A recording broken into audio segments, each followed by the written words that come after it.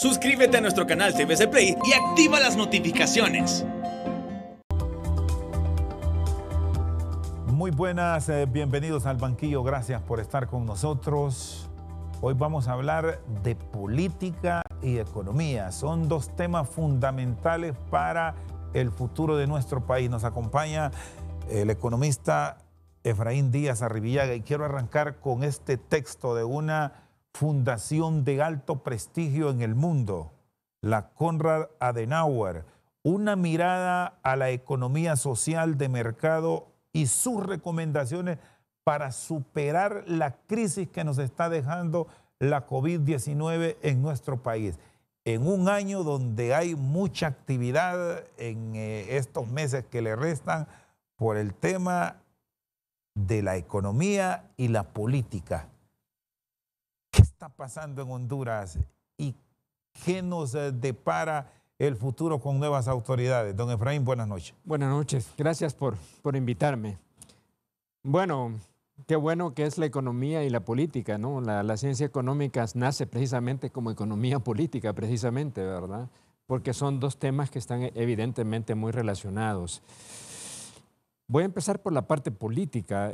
Bueno, este es un año político que me parece a mí muy difícil para Honduras, sobre todo porque hay una gran incertidumbre sobre cuál va a ser un posible resultado de las elecciones, por un lado, y además que han venido precedidas de mucha conflictividad y desde mi punto de vista, en un marco de poca estabilidad política a lo largo de todos estos meses y sobre todo a partir del 2018, yo lo arranco desde el 2018, ante la imposibilidad de la clase política hondureña de poder llegar a un acuerdo que pudiera haber hecho viable algunas reformas políticas que hubieran permitido una transición hacia un nuevo gobierno en mejores condiciones que las que hay actualmente. Y si vamos a la economía, pues, bueno, estos 2 años han sido sumamente difíciles para Honduras, ¿verdad? La caída del Producto Interno Bruto casi es menos 9%, que ni siquiera pues, se puede comparar con lo que tuvimos durante la recesión, digamos, del 2007 al 2008.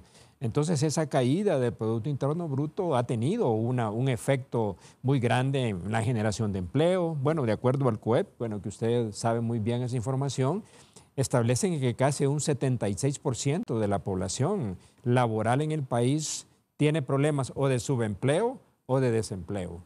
Y eso es un tema, bueno, ya de por sí problemático.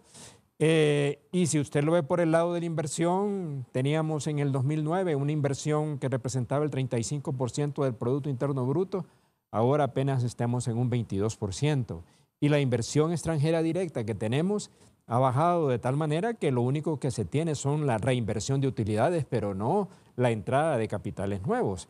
Entonces, esos son algunos indicadores de la situación difícil por que el país pasa. Entonces, el proceso de recuperación de la economía sigue siendo muy lento y muy débil todavía. Y ahora, en medio de un proceso electoral, eso se vuelve también un problema adicional, porque entonces la gente se retiene a hacer cualquier inversión hasta no saber cuál va a ser realmente el nuevo gobierno. Y fíjese que históricamente, que si usted lo ve hacia atrás, todos los años electorales, con algunas muy pocas excepciones, ha significado, digamos, una contracción de la economía hondureña, aunque el Banco Central siempre dice lo contrario. Sí, luce más optimista de lo que uno pudiera pensar, ¿verdad? Frente a lo que está pasando, porque de acuerdo con lo que plantean en sus documentos, la situación no es así tan negra como pudiera verse, ¿verdad? Entonces, yo digo que sí ha habido una leve recuperación de la economía, pero eso no ha sido suficiente como para que el país pueda realmente avanzar rápidamente. Y usted lo ve, el problema del sector externo, este déficit en cuenta, en la cuenta de bienes del país es casi permanente. Y estamos viendo este tema de una ya ligera devaluación nuevamente del Empira, cuando hubo un momento de una apreciación que que mi punto de vista fue un asunto meramente coyuntural, no porque realmente se hubiera habido un fortalecimiento de la moneda, sino que por la misma situación de la pandemia y la contracción de la economía hizo que también no hubiera, digamos, una demanda de divisas tan alta como ahora se está presentando, que por eso digo de que va a haber una leve recuperación. Yo la estimo en un 3.2% de crecimiento de la economía para este año. El Banco Central lo pone en 3.2% a 5.6%. Ese es el rango que tienen. Pero yo doy el 3.2% porque es el crecimiento promedio anual de la economía hondureña del 2009 al 2019. ¿Qué riesgo tenemos con la incertidumbre que genera aún el proceso electoral en el tema inversión para país frente a esto que ya registramos del valor del Empira frente al dólar? ¿A qué nos enfrentamos? ¿A un proceso de devaluación sistemático el próximo año como parte de un sostenimiento de la economía nuestra? Sí, mire, yo digo que va a cerrar el tipo de cambio muy parecido a como lo cerró, digamos, en el 2019. Más o menos va a volver a ese mismo nivel. O sea que el nivel... Cerca de ese 25 por 1. Sí, más o menos eso es lo que yo estimo, ¿verdad? Claro, usted sabe que en economía uno nunca puede dársela de futurólogo, ¿no? Porque los factores cambian tremendamente. Pero por lo menos de las estadísticas que yo he podido ver, digamos, desde del 2019 para acá, más o menos va en la misma dirección, digamos, a finales de este año. ¿Qué es lo que usted me pregunta? Bueno, me parece que lo más problemático para Honduras sigue siendo un clima favorable para los negocios, o sea, el clima de inversión del país. Yo creo que ese es un tema bastante central. Hay un documento que creo que usted lo conoce también, que fue publicado por el COEP, por el AID y también por el Instituto de Investigaciones de la Universidad, donde habla de que el sistema regulatorio de Honduras es oneroso para las empresas y que no existe un clima favorable para el país, o sea, para inversiones.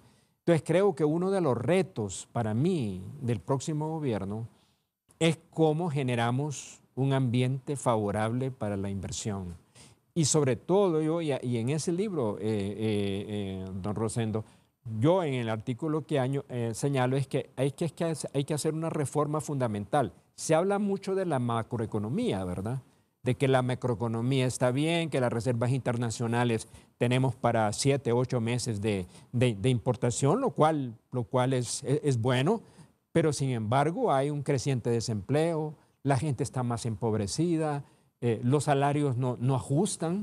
Entonces el problema está en la microeconomía y eso tiene que ver con las pequeñas y medianas empresas. Entonces una reforma fundamental que hay que hacer para impulsar el crecimiento de la economía, para mí es cómo logramos hacer que las pequeñas y medianas empresas que constituyen en general la mayoría de las empresas del país y las que generan mayor empleo e ingresos, que es a donde debe centrarse la reforma económica del país. ¿Para qué? Para permitirles realmente que puedan competir mejor, que puedan tener acceso a una mayor tecnología, que puedan realmente poder tener mejores mercados y que puedan realmente tener capacidad de generar más empleo.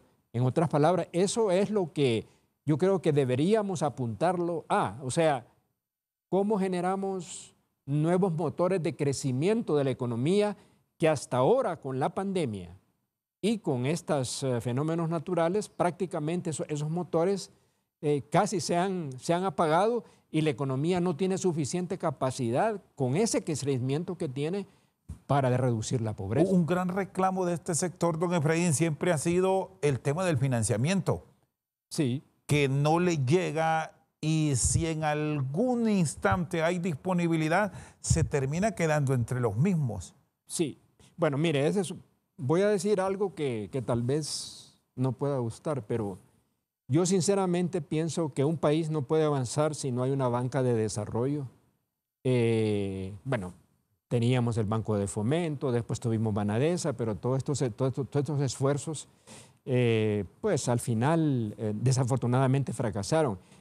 Pero con la banca que tenemos, con los criterios que tenemos en la banca, va a ser muy difícil que puedan realmente impulsar a la pequeña y mediana empresa. Es una política excesivamente conservadora que no propicia, digamos, la producción, lo productivo. Impulsan el comercio, impulsan, digamos, el consumo, pero no la inversión. Y si usted ve, digamos, una de las principales variables del crecimiento de la economía ha estado precisamente en el consumo privado, que es impulsado por las facilidades que la banca tiene para el consumo, para la importación, para la compra, para el comercio, pero no para la inversión productiva.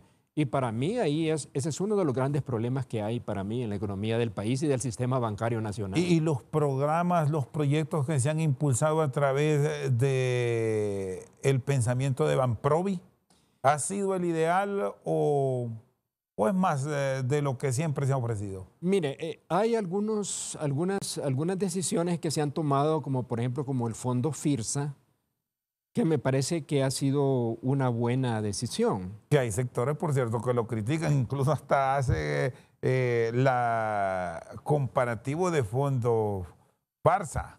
Sí, ¿verdad? Es decir, ¿por qué? Porque, digamos, el gobierno a través de Van Provi coloca esos recursos en ese fondo que los bancos pueden manejar a unas tasas mucho más favorables. Ahora, que se puede haber manejado mal, pues puede ser, ¿verdad? No tengo las evidencias, pero hay gente que así lo menciona.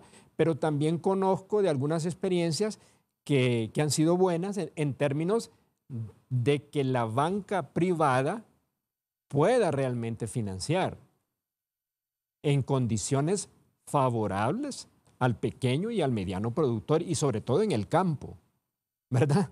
Es decir, porque uno de los problemas fundamentales que estamos hablando acá es que esos fondos todavía, si son difíciles para la empresa urbana, son todavía mucho más difíciles para los productores del campo. Y ese ha sido una de las grandes limitaciones para el desarrollo de la agricultura en el país. Muy bien, está con nosotros don Efraín Díaz Arribillaga. Vamos a una pausa, ya regresamos.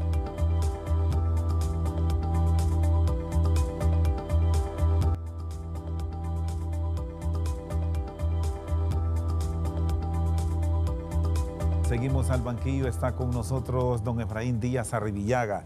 Me dice que la tendencia de los años políticos, y más ahora en la circunstancia que vivimos en el país, hay contracción de tanto la inversión local como extranjera. ¿Es el año que más se ha marcado este? Mire, además de eso, es el año también que usted puede ver mayor profundización del déficit fiscal, porque el gobierno empieza a gastar más. Es decir, si el gobierno que está, digamos, de turno, digamos, tiene la tentación de gastar más porque quiere ganar las elecciones y van a ser gastos que van en función de poder ganar las elecciones. Y eso es un tema político muy claramente que tiene un efecto sobre la economía. La gente se pregunta, bueno, ¿y por qué el creciente endeudamiento que se habla tanto que ha sucedido en el país? Claro, que hay mayor endeudamiento porque hay mayor gasto y los ingresos tributarios no son suficientes para cubrir el presupuesto. Entonces hay que ir al endeudamiento. Entonces yo preveo de que el año, bueno, uno quiere ser optimista, pues, o sea, uno quisiera que el país pudiera avanzar más, eso creo que todos lo tenemos, pero siendo realistas y dada la situación política, va a ser un año, el próximo año va a ser un año muy difícil. Y además el nuevo gobierno, cual sea el que venga, aún si se pudiera dar, digamos que el oficialismo pudiera continuar, se va a encontrar entre una situación fiscal muy difícil para el país. y además con problemas económicos y sociales que hay que enfrentar. Por ejemplo, ya hemos visto todo este tema que lo hablábamos con usted antes de entrar al programa, la precariedad de los sistemas de salud desde sanidad pública, el tema de la educación pública. O sea, ¿cómo un país va a poder desarrollarse cuando tiene un sistema de educación pública tan deficiente? Estos niños de estos últimos 2 años en las escuelas públicas, todo el retraso que eso ha significado para ellos. Entonces estos niños y estas niñas van a ir con una evidente desventaja hacia el futuro, ¿no? O sea, las mayores desigualdades y oportunidades se les van de las manos. Entonces yo creo que hay que hacer una reforma económica, pero también una reforma social que nos permita invertir más yo digo invertir en la gente, digo yo, ¿verdad? Y para mí invertir en la gente es salud, educación, básicamente y fundamentalmente ahí, Rosendo. Y no es porque el país no gasta, sí gasta bastante en educación, pero no es un gasto de calidad, ¿verdad? Estamos hablando de que del 6 al 7% del PIB se invierte en educación, pero la mayor parte se va en sueldos y salarios, pero no hay una buena infraestructura, no hay una buena capacitación y formación. La mayor parte, hemos visto, digamos, desafortunadamente, que la mayor parte de la educación no tiene conectividad y no puede entonces acceder, digamos, a clases virtuales. Y eso me parece que es una preocupación. Si ahora hablamos de una brecha de pobreza, hay una brecha digital también en el momento en el que es de lo más importante para impulsar la economía del ¿Y conocimiento. qué visión tiene de la propuesta? Hablando del político, del que está llamado a enfrentar una situación económica que muchos economistas la han calificado como única y que usted me lo refrenda, que ni siquiera la crisis del 2008 tiene los parangones que estamos viendo ahora. Mire, yo digo, es una gran oportunidad también. Fíjese que usted se recuerda, digamos, durante el huracán Mitch, ¿verdad? En el 98. Se preparó un plan de reconstrucción y transformación. Se fue a Estocolmo a negociar. La cooperación internacional fue bastante generosa en ese tiempo. Bueno, incluyendo hasta condonación de la deuda, pues.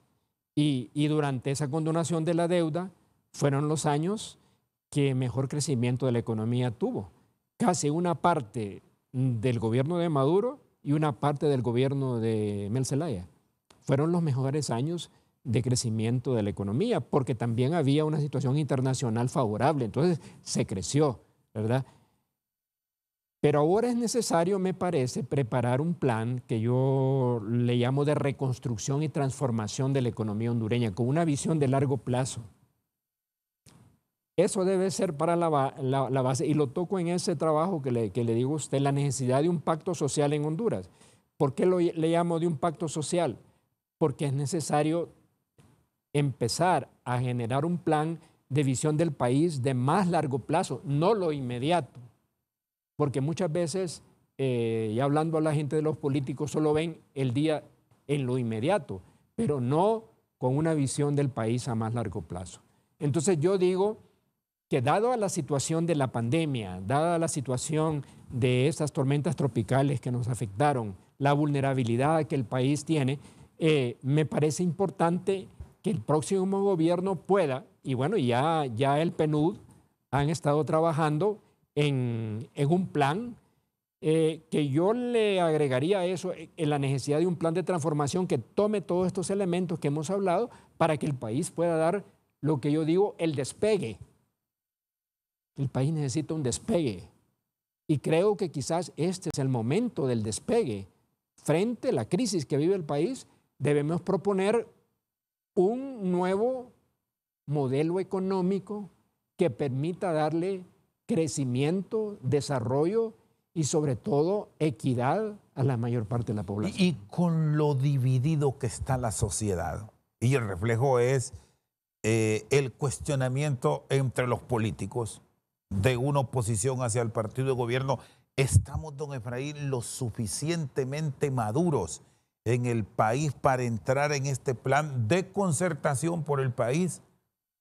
¿O a qué nos enfrentamos ya en 67 Lo días? lo necesitamos, Rosendo.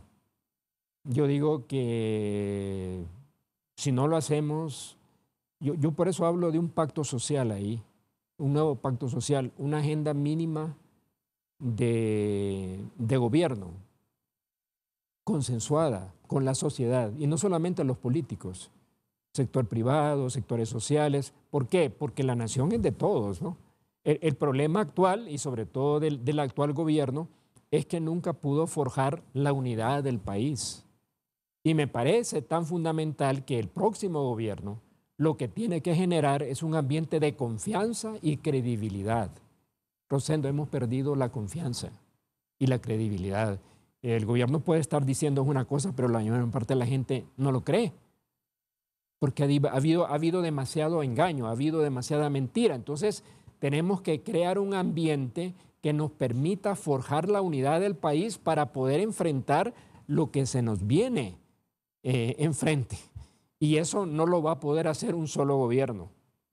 Es mentira. Cualquiera que gane ahí, además de que va a ser un gane muy estrecho y pírrico, va a necesitar de un gobierno mucho más amplio que pueda permitir impulsar algunos de los cambios necesarios. Por eso es necesario ese pacto social, que yo le llamo así, puede llamarse de cualquier manera, pero que sea real y que el gobierno que venga esté en la voluntad de hacerlo, como unir, cómo cerrar heridas, cómo realmente generar otro ambiente que nos permita reencontrarnos. ¿Gobierno de alianzas?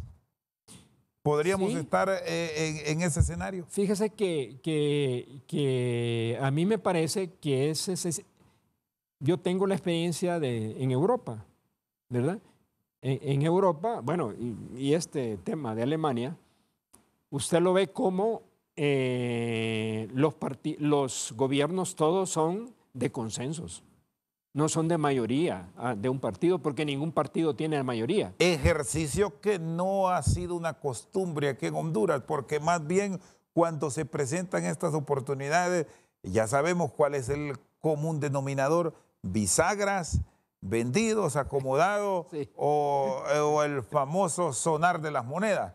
Así es, el tilín El que tilín le llaman, famoso. ¿verdad? No, y además el clientelismo, ¿verdad? El amiguismo. Creo que tenemos que ir superando progresivamente eso y viéndonos desde otra óptica, ¿verdad? Yo digo, mira, si usted ve la historia de Honduras hacia atrás, digamos los más recientes, vaya, el gobierno de Gálvez, por ejemplo, que surge de la dictadura de Carías. Que uno hubiera pensado que Gálvez era como la continuación del carismo, pero no fue así, ¿verdad? Se fue por una modernización del Estado, impulsó el cierto desarrollo, actuó sin sectarismo político. Y si vamos, digamos, al gobierno de Villa Morales, pues impulsó una reforma social, no, siempre con algún sectarismo político, pero en menor grado. Entonces, lo que nos está matando mucho, para mí, Rosendo, es el sectarismo político. O sea, de que usted en la administración pública no pueda, digamos, ir si no tiene, digamos, el visto bueno de un diputado, o de que usted perteneció al partido, o que si usted votó por acá. Yo creo que ya esas prácticas hay que deshacerse de ellas si queremos que el país avance. Si no, no vamos a avanzar. Muy bien, está con nosotros don Efraín Díaz Arribillaga. Vamos a una pausa, ya regresamos.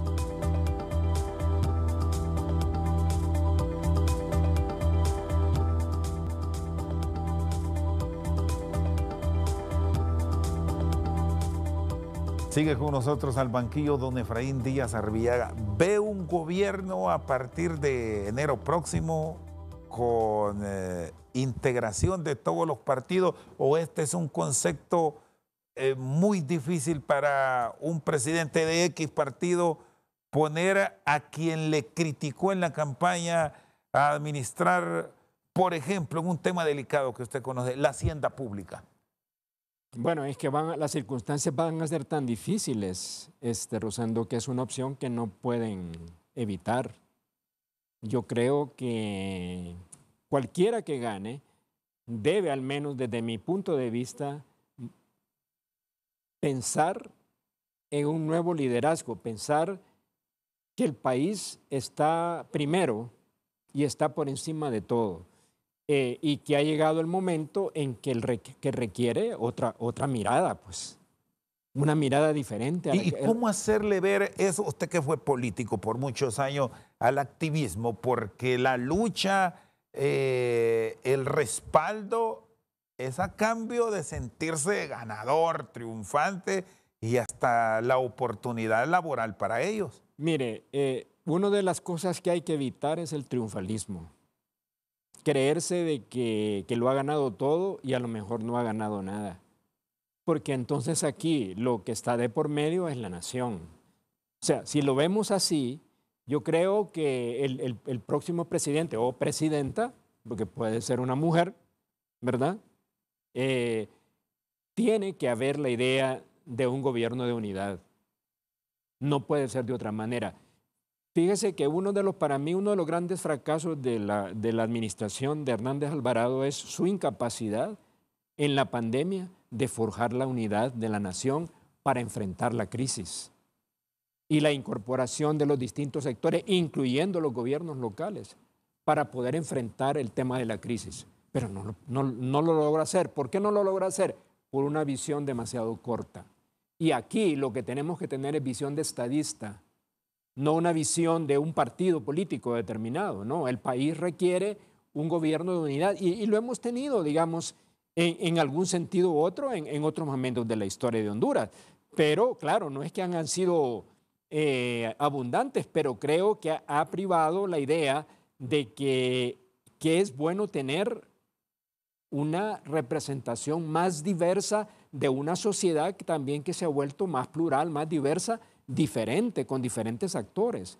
Entonces, requiere otra respuesta mucho más imaginativas de lo que hemos venido gobernando hasta ahora. Entrando en esta área que plantea don Efraín, ¿cómo debe actuar el elector más allá de la elección del Poder Ejecutivo en el tema del legislativo, que va a resultar ser fundamental para el país y para muchos estudiosos incluso hasta más importante que la presidencia de la República, en un proceso donde habrá una opción jamás vista? Bueno, yo pienso que el elector en ese caso, para mí, debe saber elegir. Yo digo, he insistido mucho, don Rosendo, en que el voto es poder.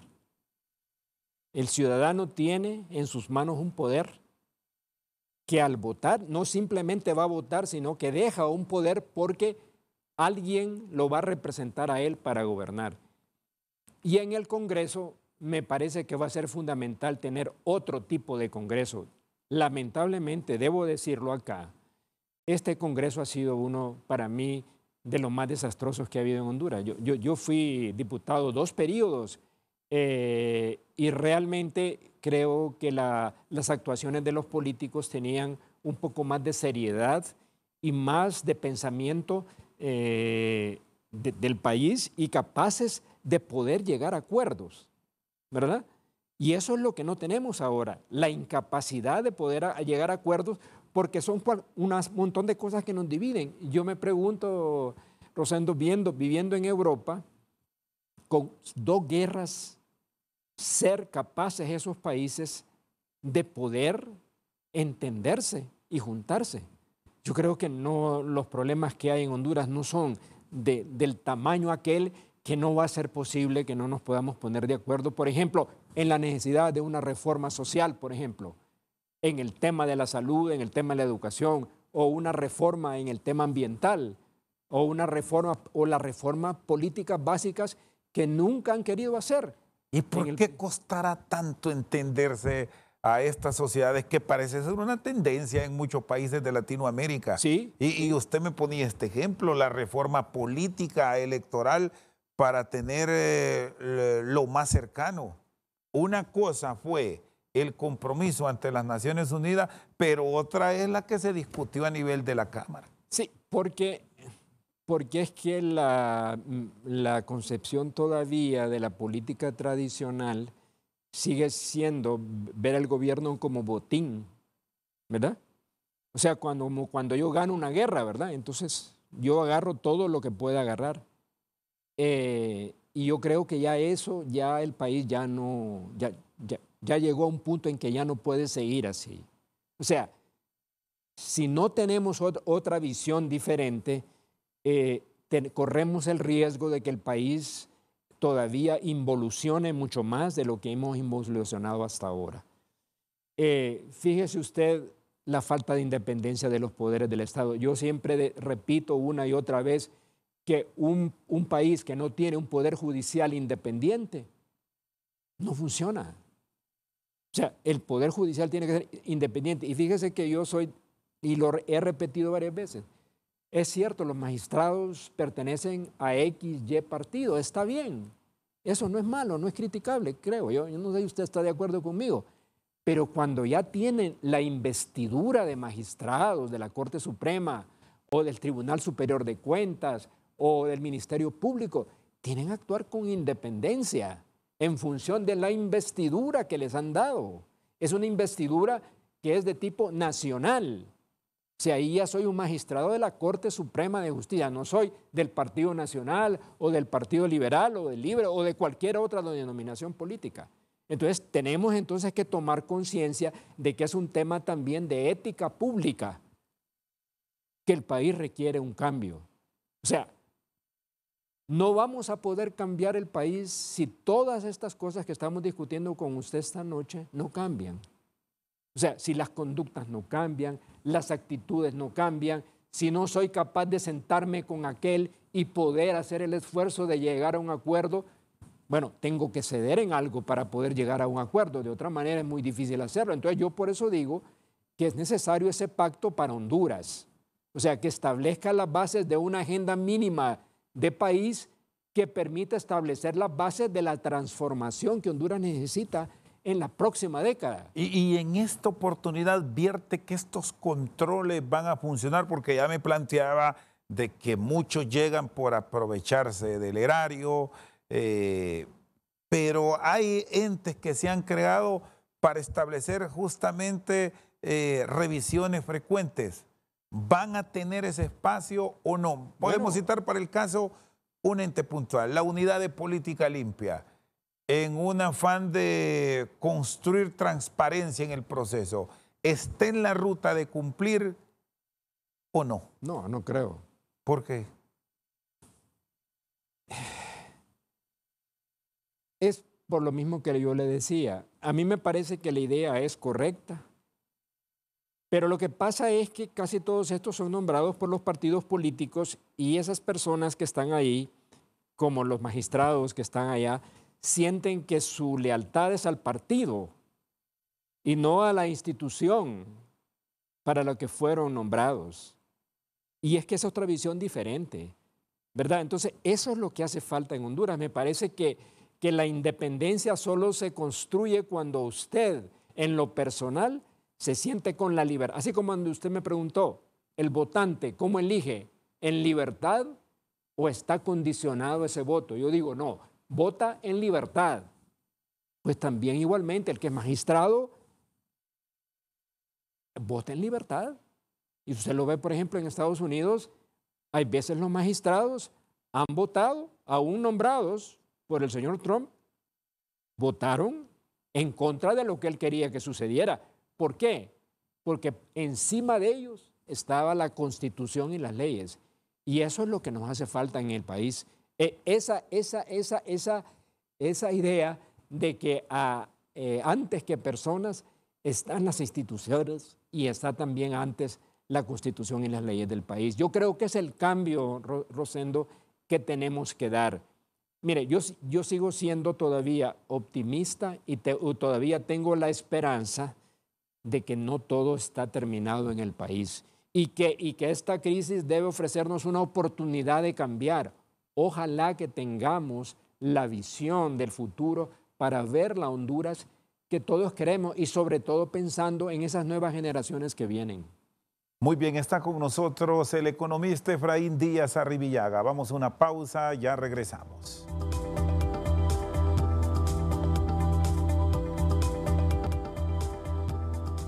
Seguimos al banquillo con don Efraín Díaz Arribillaga. ¿Por qué me dice que el triunfo va a ser muy estrecho del que finalmente tomará el control del Ejecutivo? Es que, mire, bueno, si uno ve las encuestas, cualquiera que sea, ve que las diferencias son muy pequeñas. Y como se gana con una minoría simple, entonces puede tener un presidente que gane con un 22, un 25% del electorado. Entonces, ese será un gobierno de minoría. Precisamente por eso, entonces, requiere la alianza. La alianza, los consensos, pues, ¿verdad? Con otras fuerzas de políticas y sociales que le permitan darle legitimidad. El problema de estos gobiernos es que les ha faltado legitimidad social, precisamente porque el sistema electoral hondureño antes funcionaba porque realmente había amplia mayoría. Digamos, cuando fue electo Suazo Córdoba, cuando fue electo, digamos, Callejas, había casi las votaciones iban hasta un 50% de los votos sacaba el ganador. Pero ahora eso se ha ido reduciendo porque cada vez la gente o es la abstención o ahora tenemos, ¿cuántos son? 15. 15 candidatos a la presidencia. 15 candidatos a la presidencia, ¿verdad? Y igualmente lo tenemos en el Congreso. Entonces, yo siento que hay una dispersión de votos. Yo tengo alguna esperanza que el voto indeciso pueda ser efectivo. Parece que usted no tanto, ¿verdad? ¿Usted no cree que ese voto indeciso pueda hacer mucha diferencia? ¿Cómo trabajarlo por los políticos? Porque si registramos los procesos, se ha ido aumentando. Aquí vota con suerte el 65-66%, que es cuando hemos tenido los mejores niveles, pero en otras ocasiones hemos pasado con dificultad el 50%. Abstencionismo sin precedentes. Es correcto. ¿Cómo trabajarlo para que ese voto vaya y no tener gobiernos débiles como efectivamente los hemos registrado? La única manera para mí es generar esperanza y generar confianza en la gente. O sea, generar confianza como para decir, bueno, pues creo de que es posible que este nuevo liderazgo pueda hacer una diferencia de lo que hemos tenido, porque la gente se va decepcionando progresivamente, ¿no? Y este proceso pinta para generar esa confianza, para advertir por parte del elector transparencia, porque ese es el otro reclamo, que acudió y lo burlaron. Sí, sí. Y eso ha sido una constante en la historia reciente de Honduras. O sea, el hecho mismo de la frustración de que además de tener expectativas que no se cumplen, el país tampoco ha avanzado. Entonces, sí hay la necesidad de generar esperanza. Yo digo que los candidatos deben mandar ese mensaje. Para mí, si yo estuviera en los zapatos de ellos, tendría que dirigirme al electorado diciendo, yo soy la persona que puede hacer la diferencia en esta elección y puede hacer una diferencia en el futuro del país. ¿Por qué? Bueno, tengo que demostrarlo por qué, pero yo creo que hay suficiente capacidad como para hacerlo, ¿verdad? Entonces, creo que ese es un tema toral para que, en efecto, la gente que no está decidida pueda decir, bueno, apuesto a esto. Es casi una apuesta, ¿verdad? Porque tampoco hay seguridad de que lo que va a tener va a cambiar, pero yo digo que los que tienen las mayores posibilidades, no creo que son lo suficientemente inteligentes como para darse cuenta que el país ya no es el mismo y que el país requiere un cambio. Si no se han dado cuenta de eso, bueno, entonces no vamos a tener esperanza, Rosendo, pero yo digo de que yo todavía no dejo de perder la esperanza de que eso es posible. Y si alguien gana, aunque sea con un margen muy pequeño, que así va a ser, no va a ser un margen amplio para mí. Y si el sistema electoral se maneja de una manera correcta, entonces el país puede avanzar un poco. Y entonces sí necesita un gobierno de consenso nacional. ¿Por qué advierte que estas elecciones serán concurridas? Mire, yo digo que los hondureños hemos pasado por tanto dolor, como decíamos con usted, tanto dolor, tanta tristeza, tanto problema, que bueno, ¿cuál es la opción que tenemos? La opción que tenemos es que las elecciones puedan ser una solución. ¿Se recuerdan después de la crisis del 2009 se hablaba que las elecciones eran la salida a la crisis? Bueno, eran una salida a la crisis en realidad, ¿verdad? Y por eso Lobo, pues, trató de hacer un gobierno de unidad nacional que no le funcionó, pero no le funcionó porque le faltó a él visión y liderazgo suficiente como para poder entender que ese era un gobierno necesario de unidad en un momento muy difícil para el país, con un aislamiento como no se había vivido. No fue fácil, 2 años de un aislamiento total. O sea, entonces lo digo. ¿Usted lo vivía en carne propia? Yo lo viví en carne propia. ¿Cómo fue esa experiencia? Bueno, éramos como parias. O sea, un país paria. Recuerdo muy bien a un corresponsal del Economist que me dijo, estando acá, usted se va a dar cuenta de que Honduras va a convertirse en un país paria.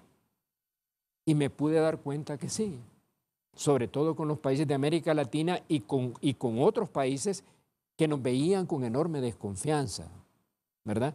Entonces no fue fácil para Honduras ese tiempo.